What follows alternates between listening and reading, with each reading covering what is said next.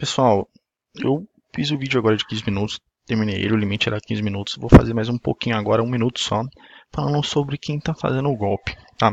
Vocês que estão fazendo o golpe aí, criticando pessoas que estão se esforçando para manter o estado como está hoje, como o Kim, por exemplo, que pegou um dos trabalhos mais difíceis que eu vi nesse jogo, vocês não estão preparados para uma república, não. Vocês são péssimos jogadores, na verdade, na minha opinião. Porque vocês, além de serem novatos no jogo, vocês não se conscientizam sobre o que é geopolítica e sobre o que é o trabalho de várias pessoas. Vocês são como vários novatos que entraram nesses últimos anos, no último ano, por exemplo, e não se importaram com o que estava sendo feito no jogo. Vocês não se importaram com o trabalho que as pessoas têm, com o fato das pessoas acordarem de madrugada para lançar ouro para vocês, com o fato das pessoas acordarem e responderem 50 mensagens. Quando quem entra no mensagem dele, tem umas 100 mensagens para responder, cara. Ele sempre manda um artigo, ele sempre manda uma mensagenzinha para importar, para falar com vocês e você chega lá e faz golpe, chama, fala que o cara não tem caráter, fala que o cara é isso, o cara é aquilo.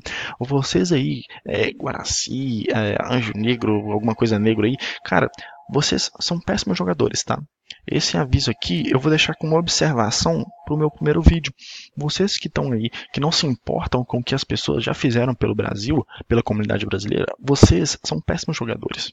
Escutem isso, internalizem isso como um grande conselho de um cara que joga há muito tempo. Tá?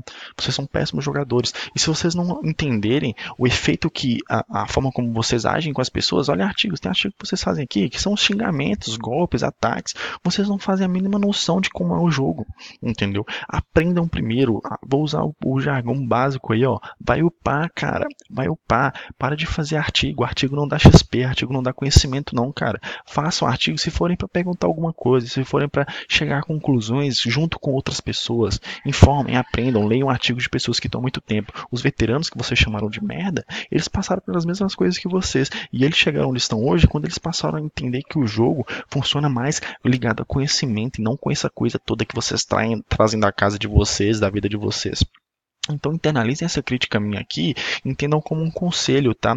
Vocês estão fazendo muito errado. Vocês hoje ofenderam o Thiago aqui no chat, sem entender que o Thiago passou semanas de madrugada fazendo coisas. Esse almirante negro aqui, o cara não tem a mínima noção das coisas, velho.